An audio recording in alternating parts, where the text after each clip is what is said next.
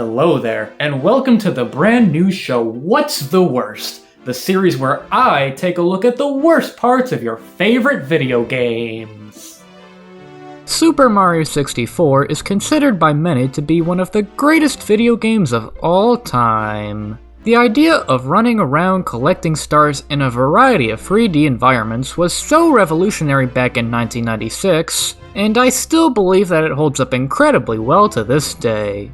But that's not to say that every star in this game is aged well, or that all of them were ever fun to begin with. So today, let's go down the list of courses and figure out which is the worst star from every level in Super Mario 64. Starting off, we have arguably the best level in the game, the Bomb Battlefield. Now I don't know about you, but trying to pick the worst star here seemed almost impossible. All of the stars in this course each have their charm, so trying to find the worst one was a lot harder than you'd think. At first, I thought I might choose Foot Race with Koopa the Quick. While not a bad star at all, it is extremely simple to complete and doesn't offer too much in terms of challenge. However, this star's so iconic, there's just no way I could call it the worst one. Then I thought about Behind Chain Chomp's Gate. It's another incredibly easy star to collect, and the Chain Chomp itself is also nightmare fuel. But again, I really don't think there's enough here to call this the worst star. But then it dawned on me, Mario Wings to the Sky. This star has you fly through rings of coins using both Wing Mario and the surplus of cannons. While it's not the worst idea in the world, the controls for Wing Mario can be a bit finicky. Plus, it's pretty unlikely that you'll fly perfectly through all of them on your first try, meaning you're probably going to have to attempt this objective multiple times. Again, it's not the most terrible thing ever, but it's definitely the worst star here compared to all the other ones. On to Whomp's Fortress, another one of the best levels from this game. And another level with almost no terrible stars whatsoever. But what about Shoot into the Wild Blue? Sure, it's a fan favorite, but there also isn't very much to it. To the top of the fortress is another just average star. But again, I don't think there's enough evidence to call it the worst one here. But then it hit me. Blast Away the Wall. Possibly one of the most cryptic stars in Mario history. The title barely gives you any idea of what you're supposed to do! And there's just so many walls here, so how would anybody be able to figure out which one they're even talking about? It could take you hours, and I mean hours, of mindlessly shooting at walls until you just so happen to stumble across the star on complete accident. What a load of Goomba turds! You hear that music? That means we're in Jolly Roger Bay. And you know what else it means? It means it's time to talk about the worst star here. Can the eel come out to play? Let's not even pretend that any of the other stars here are worse than this one. Sure, 100 coins and Through the Jet Stream have their moments, but they don't even compare to this heaping pile of...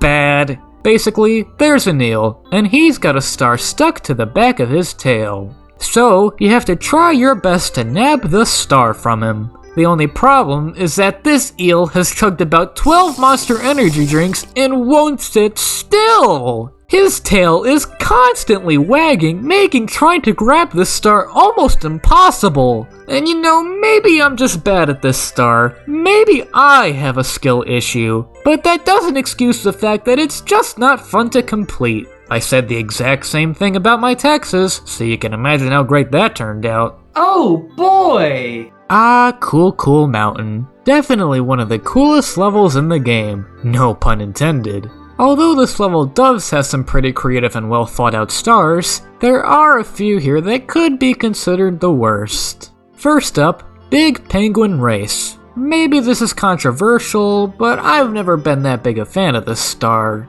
The controls are slippery, the slide itself is really easy to fall off of, and the penguin sure knows how to be a pain in my hiney. But I believe that there's a star that's even worse than this. Snowman's Lost His Head. The premise is simple. This snowman head needs a body, so it's up to you to guide it down the mountain and into this conveniently placed snowman body.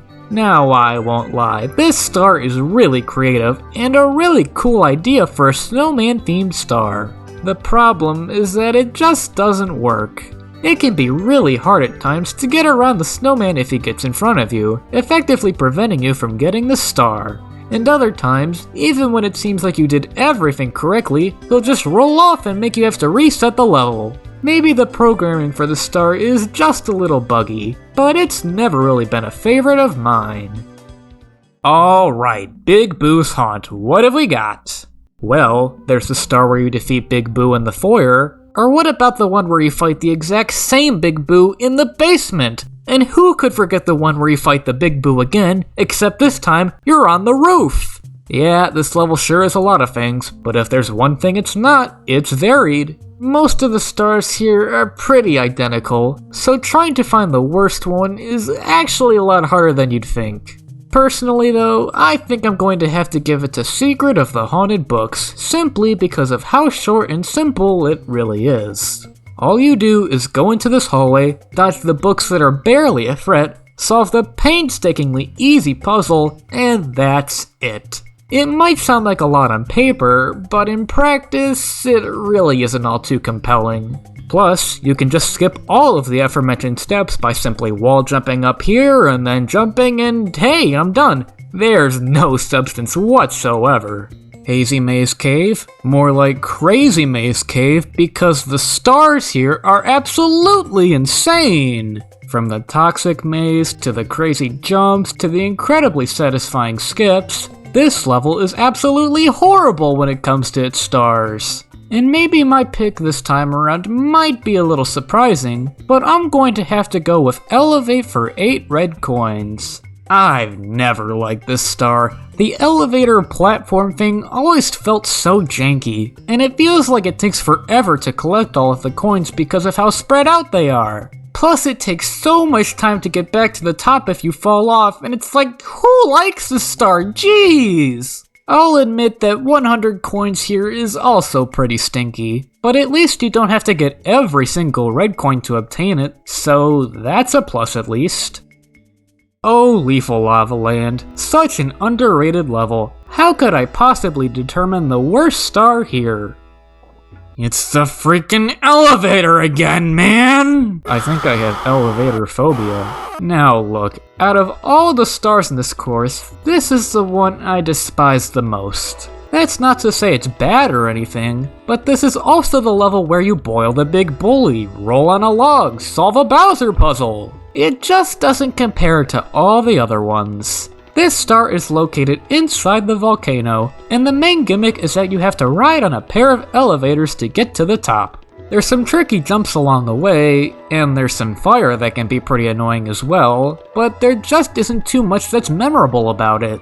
I guess it's fine for what it is, but compared to the other ones, it's just a pile of bull. Shifting Sandland. This is another case where I know it's going to be really hard to pick my least favorite. Not because I like most of the stars here, but rather, I don't find the majority of them to be too awful compelling. The only one I really like is inside the Ancient Pyramid, and even that's a bit of a stretch. But as far as the worst one goes, I'm going to have to give it to 100 coins. I'm not exactly sure what it is, but I've always hated trying to get 100 coins here. I think it's just because all the coins are so spread out, and you have to go inside the pyramid to get some, and it takes like 10 weeks to finish. It's not the worst 100 coin star in this game, but at the same time, it sort of is. And now to bring you Dire Docs is world famous comedian, Dr. Funny Socks! Thank you! It's great to be here! My name is Dr. Funny Socks, and tonight I'm going to be giving you all the laughs!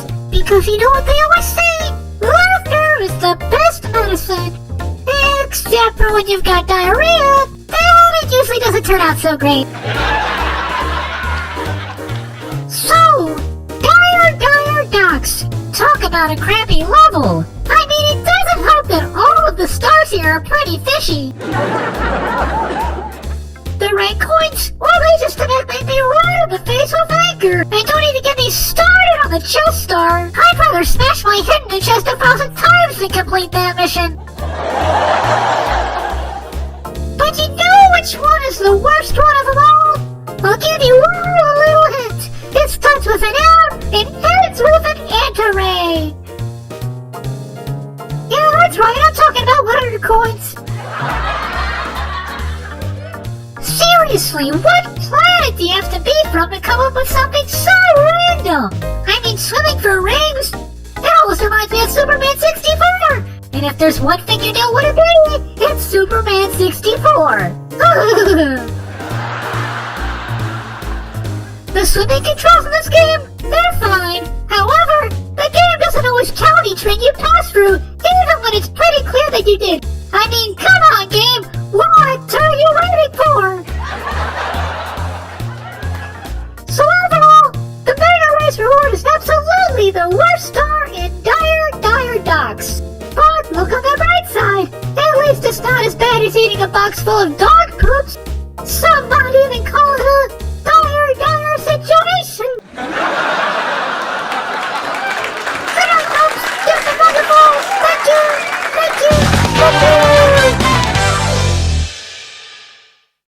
It's time to head to everybody's second favorite snow-themed Super Mario 64 level, Snowmans Land.